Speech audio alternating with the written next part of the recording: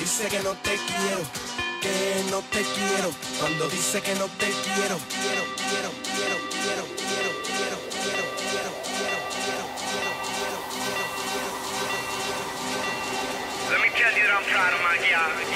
Let me tell you why. Amici, vi presento un'altra aspirante Miss, la bellissima aspirante Miss, aggiungo, numero 84. Nome? Deborah.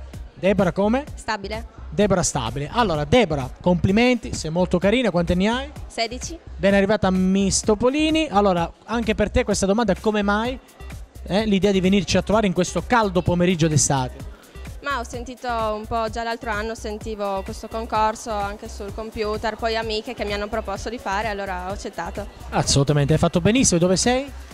Sono di Monfalcone ma sono nata a Trieste. Ah, ho capito, bene. Quindi questo lo diciamo sempre, che ormai Miss Topolini è diventato un evento assolutamente regionale e anche fuori regione. Allora, senti, mi parli un po' di te, cosa fai? Hai qualche hobby? Hai finito di studiare? Cosa studi?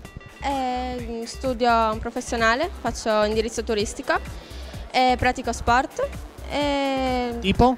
ginnastica ritmica. Ho capito, da tanto tempo? Sì, 7-8 anni saranno. No, perché mi capita di dire di sapere ogni tanto che alcune ragazze sì, faccio sport, poi vai a chiedere campionessa mondiale di pattinaggio, campionessa europea di nuoto, tu invece? Abbiamo fatto anche le nazionali, già 3 anni che partecipiamo.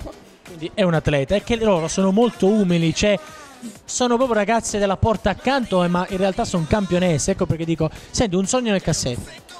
Ma un sogno nel cassetto non ce l'ho, però mi piace molto viaggiare, ad esempio andare a New York mi piacerebbe tantissimo.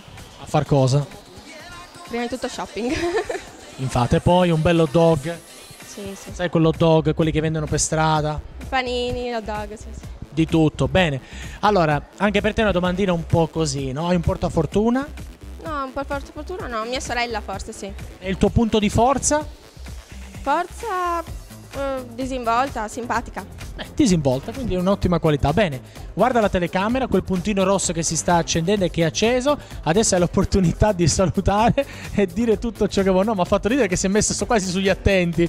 Allora, vai. E niente, saluto tutta la mia famiglia e le mie 2 migliori amiche e tutti gli altri miei amici. In bocca al lupo. Grazie, crepi.